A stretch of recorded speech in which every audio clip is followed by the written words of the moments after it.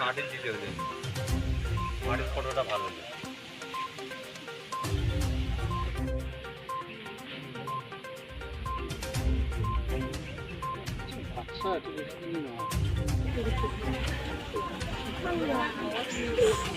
Ôi muốn đặc biệt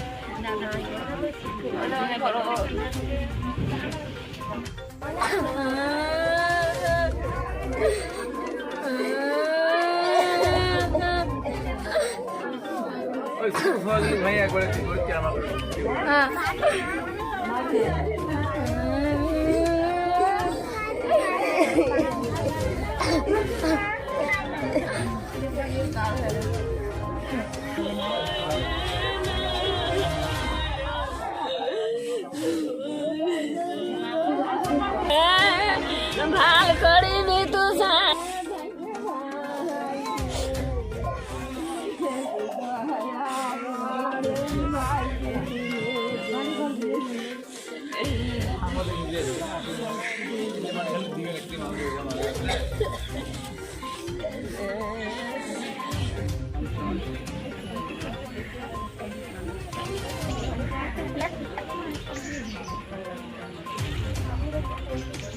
আমার Gossaigaon sub division ভড়াগুড়ি revenue circle Ahmedpur গাঁও নিবাসী মমর আলীর পত্নী শহরবানু বিবি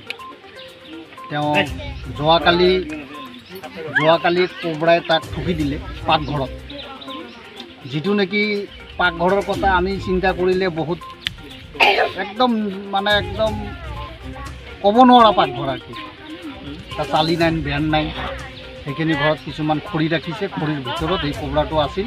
সেই খৰি আনিব যাওঁতে তাক কোবৰাটো হাতত ঠুকি দিলে।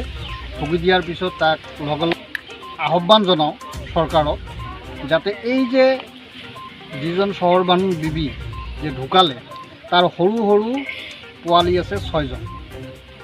ডাঙৰ ছোৱালীটো বিয়া হৈছিল, বিয়া হোৱাৰ পিছত ডাঙৰ ছোৱালীটোৰ গিৰিয়েকটো আজি 1.5 মাহমান আগত সিও চিপ লৈ মৰিলে। সেই ছোৱালীটো ইয়াত আহিছে আৰু সেই ছোৱালীটোৰো বাচ্চা 2টা। এতিয়া এইখন পৰিয়ালত এনেকুৱা অৱস্থা হৈছে, যদি চৰকাৰে নাচায় সেইটো পৰিয়াল একেবাৰে ধ্বংসৰ নিচিনা।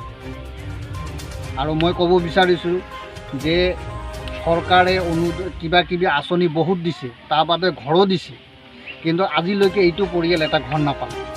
আৰু যিটো ঘৰ আপোনালোকে হয়তো নিজে চালে গম পাব, সেইবিলাক ঘৰত আজিকালি এই গৰু ছাগলীও নাথাকে এনেকুৱা ঘৰত। আৰু চোৱা চিতা কৰাৰ মানুহ নাই, চোৱা চিতা কৰাৰ মানুহ সেই পৰিয়ালটোত নাই। এতিয়া চৰকাৰে যদি নাচায় আৰু সেই পৰিয়ালটোক আৰু কোনে চাব? আজিকালিতো যাৰ এতিয়া গাঁৱৰ মানুহ এদিন 2 দিন 1 মাহ 2 মাহহে চাব পাৰিব। সিহঁতৰ ল'ৰা ছোৱালীবিলাক পঢ়ি আছে স্কুলত, কিন্তু ৰাতিপুৱা যে ল'ৰা ছোৱালীকেইটাক একমুঠ ভাত খুৱাই যে স্কুলত পঠাব, সেইটো মানুহো নাই সিহঁতৰ ঘৰত। সেইকাৰণে আমি ৰাইজৰ তৰফৰ পৰা এইটো আহ্বান জনাইছোঁ, যাতে চৰকাৰে এই পৰিয়ালটোক অলপ সহায় কৰে। মোৰ এইটো একদম বিনম্ৰ অনুৰোধ, চৰকাৰে যাতে এইটো পৰিয়ালক অলপ সহায় কৰে। এটি গভৰ্ণমেণ্টে হওক ইয়া আসাম চৰকাৰে হওক।